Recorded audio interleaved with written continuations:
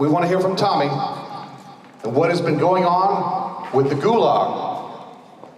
Thank you all for showing up today, and it's exciting to see events like this because where I come from, which was the Mississippi Delta. Coincidentally, Benny Thompson is my congressman.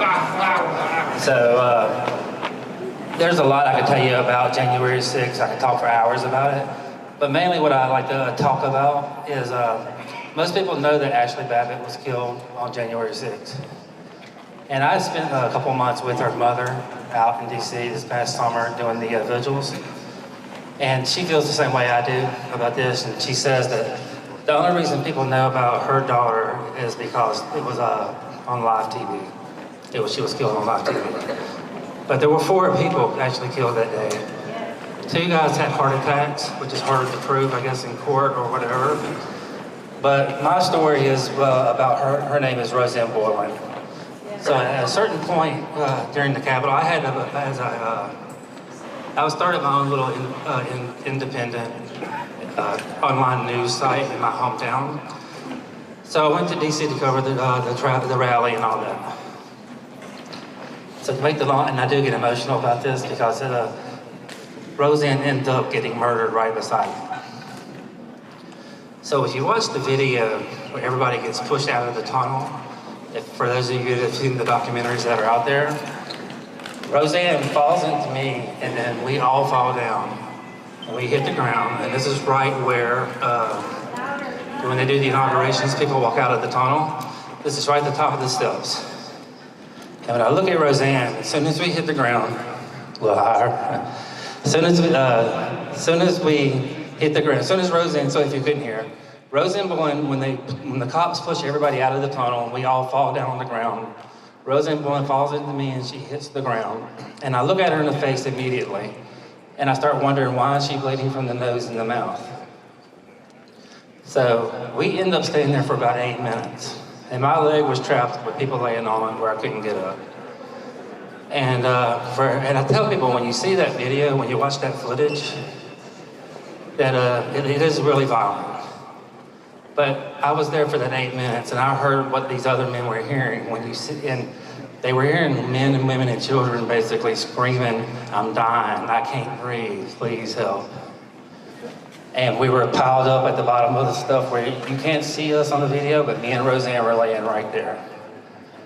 And these men, you hear it for 8 minutes, and I felt the intensity of it. Whenever you hear the intensity of hearing these screams over 8 minutes, I can only imagine what most of these guys, were thinking. And they were trying to save this woman's life. And in the video, it's on video, you can see this cop named DC, she's a DC Metro cop named Lila Morris. And on video, she picks up a stick and she strikes and kills Rosanne in the head in the minute. So I actually dropped one of my phones on the steps of the Capitol that day. So when I left DC that day, I figured it's just a matter of time before somebody calls. And nobody ever does. And I started calling the FBI, and I said, listen. So other stuff that happened to me that day was I happened to film some really nefarious looking things that happened at the beginning of the riot, where some of the first window strikes at the Capitol that day. So I filmed all of that, and I tried to give it to the FBI, and they hung it up on me a couple of times.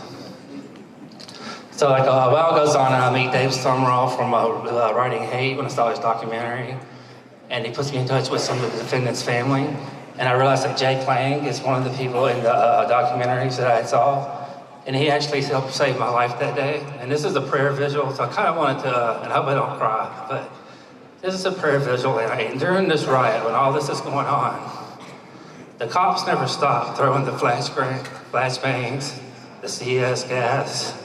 They were throwing people into us, throwing sticks into us.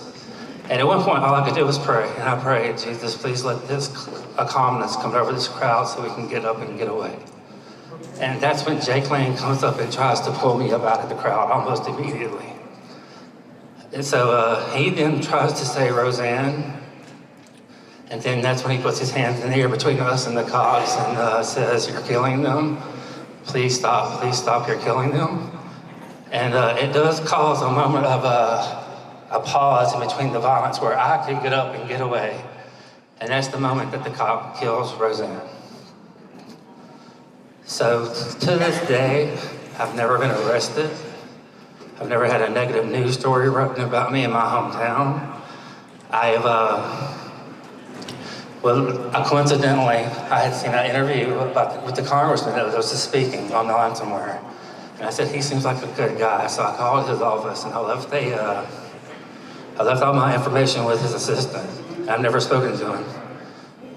But 5 days later, the FBI calls me and they hardly want to know anything about what I did that day. They were only wanting to know what happened to Rosanne. So somewhere in my heart, I feel like somebody is trying to find out what happened to her, what happened to her on that day, because she was literally beaten to death on the steps of the United States Capitol while she was unconscious and bleeding from the mouth and the nose. And it's not like the cops denied that it happened. They say they looked at it and it was objectionably reasonable, the actions of the cop that day. And they also lied to her family and told her she died of a drug overdose and cremated her body. So the family had to go through some legal issues and finally got the report, and it was not that at all, obviously.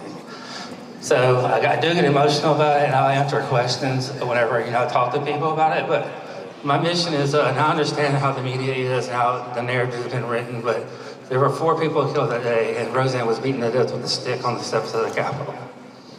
So that was why I'm here. So, thank you.